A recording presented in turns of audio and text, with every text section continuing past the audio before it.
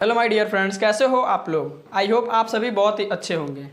तो आज के इस वीडियो में हम देखने वाले हैं relation between F and R, यानी कि फोकस दूरी और वक्रता त्रिज्या में क्या संबंध होता है, क्या रिलेशन होता है। आज के वीडियो में हम देखने वाले हैं, यानी कि एफ बराबर r/2 को हम आज के इस वीडियो में प्रूव करेंगे। अगर आप इस पूरे वीडियो को देख लेते हो तो किसी और को भी आप प्रूव करना बहुत ही आसानी तरीके से सिखा सकते हो। तो आइए देखते हैं किस प्रकार से प्रूफ किया जाएगा। हमने यहाँ पे अवतल दर्पण लिया है और अवतल दर्पण से क्या किया है, एक ऐसा किरण लिया है जो मुख्य अक्ष के समानांतर जा रहा है। तो जब कोई भी किरण मुख्य अक्ष के समानांतर जाता है तो दर्पण से परावर्तन के बाद कहाँ से लौटता है, तो फोकस से जाता है। तो यहाँ से किरण क्या हुआ है, फोकस से चला आया है। उसके बाद देखिए हमने क्या किया है, वक्रता केंद्र पर लंब डाल दिया है। जैसे कि समझिए यहाँ पे ये रहा हमारा दर्पण और यहाँ पे कोई भी किरण ऐसे आता है और यहाँ से परावर्तन होता है तो हम यहाँ पे लंब डालते हैं ना, यानी कि दर्पण के जिस बिंदु पर आपतित किरण आकर पड़ती है वहाँ पे हम लंब डालते हैं। तो वही काम हमने क्या किया है, यहाँ से किरण आया दर्पण के इस बिंदु पर पड़ा है तो यहाँ से केंद्र से हमने वक्रता केंद्र से क्या किया है, इस पर लंब डाल दिया है। और लंब डालने से क्या हुआ है कि ये क्या बन गया, तो आपतन कोण बन गया। ये वाला आपतन कोण यानी कि कोण आई बन गया और ये वाला कोण क्या बना, तो परावर्तन कोण यानी कि कोण आर बना। ठीक है, तो हम परावर्तन के नियम से जानते हैं कि आपतन कोण और परावर्तन कोण आपस में क्या होते हैं, तो इक्वल होते हैं यानी कि बराबर होते हैं। परावर्तन का नियम क्या बोलता है कि आपतन कोण और परावर्तन कोण आपस में बराबर होते हैं, यानी कि जितना ये वाला कोण होगा उतना ही ये वाला कोण होगा। तो वही बात हम यहाँ पे लिखने वाले हैं। ठीक है,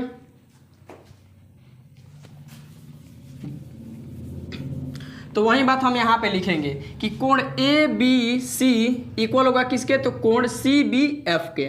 कोण ए बी सी यानी ये वाला कोण इक्वल होगा किसके, तो सी बी एफ के। तो यहाँ पे लिखेंगे हम, सबसे पहले लिखेंगे यहाँ पे कोण ए बी सी है, ये किसके इक्वल होगा, तो कोण किसके, तो सी बी एफ के।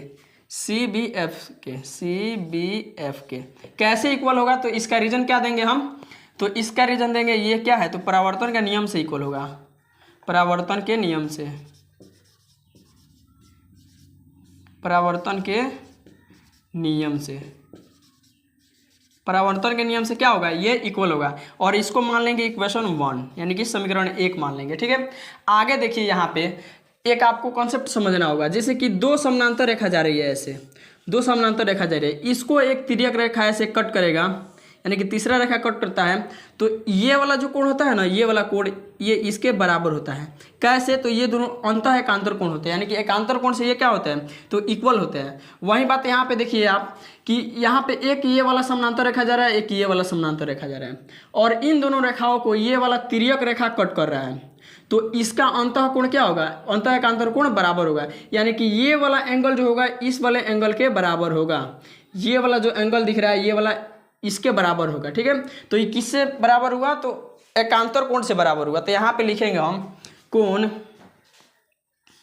कोण क्या लिखेंगे, तो कौन कौन हमारा कोण बराबर था, तो एक ये वाला बराबर था, एक ये वाला बराबर था। ठीक है, तो लिखेंगे कोण ए बी सी इक्वल होगा, कोण ए बी सी इक्वल होगा किसके, तो कोण ये वाले के यानी कि बी सी एफ के।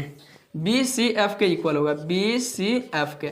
और कैसे, आखिर ये इक्वल कैसे हुआ, तो रीजन देंगे, इसे ब्रैकेट में डालेंगे, एकांतर कोण है,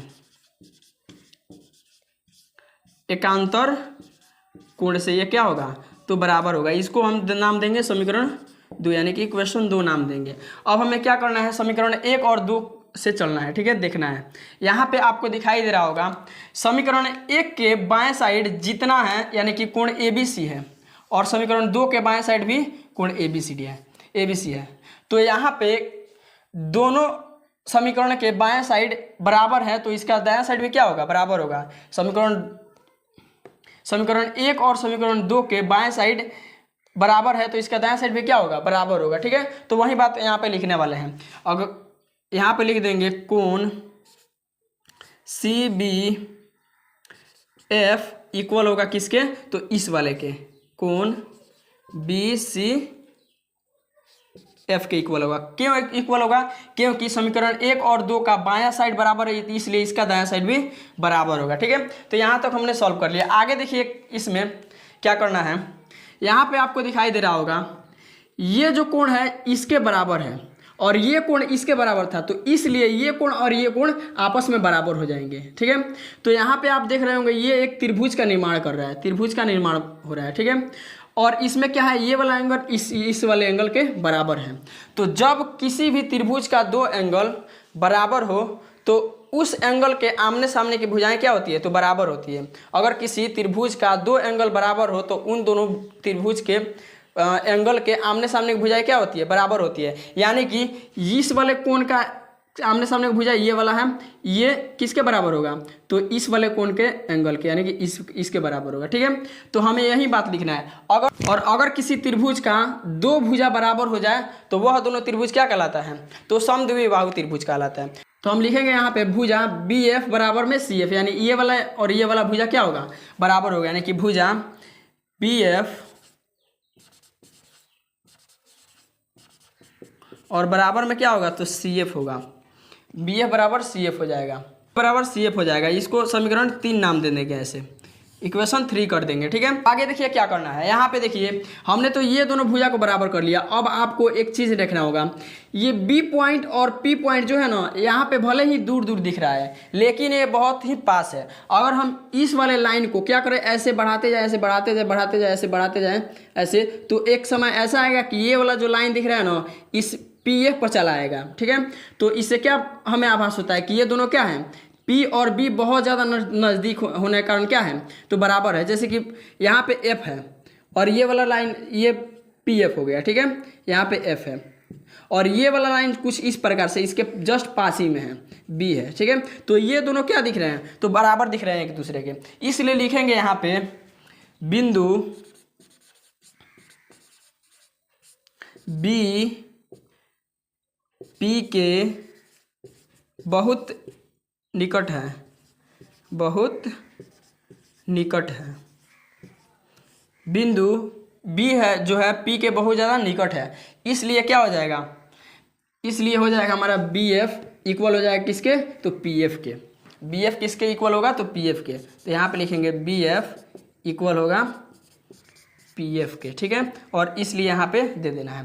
तो इसका नाम क्या दे देंगे, तो इक्वेशन 4 यानी कि समीकरण 4।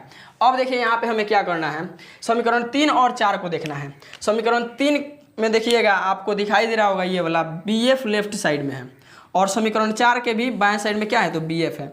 तो अगर समीकरण 3 का बायां साइड और समीकरण 4 का बायां साइड बराबर हो तो इसका दायां साइड भी बराबर होगा। कहने का मतलब CF बराबर PF हो जाएगा। ठीक है, तो यहाँ पे चलिए इसको थोड़ा सॉल्व कर लेते हैं।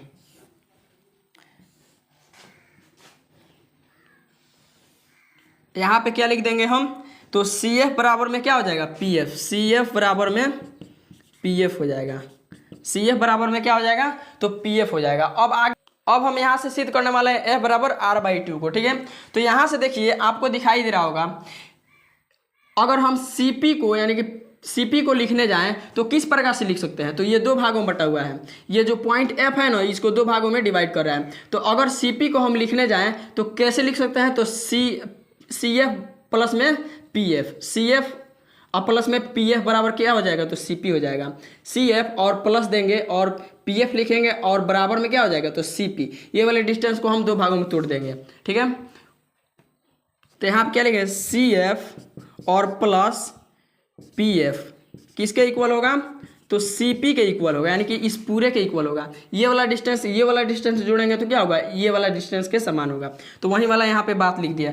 अब यहाँ पे देखिए क्या है, CF जो है PF के बराबर है, CF यहाँ पे PF के बराबर है। तो यानी कि CF को हम PF लिख सकते हैं और PF को CF लिख सकते हैं। ठीक है, तो हम ऐसा करते हैं CF को PF में बदल देते हैं। तो CF को PF में जब बदलेंगे तो ये वाला हो जाएगा PF और प्लस का PF और इक्वल CP। ठीक है, और यहाँ पे रीजन क्या देंगे, तो हमें यहाँ पे रीजन देना है कि किस प्रकार से हमने ऐसा कर दिया। तो रीजन देना है कि CF है ये किसके इक्वल है, तो PF के इक्वल है, ऐसे। ठीक है, अब आगे सॉल्व करेंगे।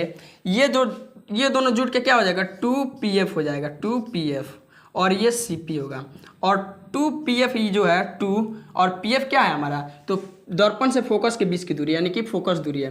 तो फोकस दूरी को F से दिखाते हैं, 2F और बराबर में क्या हो जाएगा, CP क्या है, तो वक्रता त्रिज्या है। त्रिज्या को कैसे दिखाया जाता है, तो R से दिखाया जाता है। तो ये हमारा प्रूफ हो गया। 2F बराबर R। इसको क्या करेंगे, F क्या है 2 के साथ में गुणा में है, उधर भेजेंगे तो क्या हो जाएगा, भाग में चला जाएगा।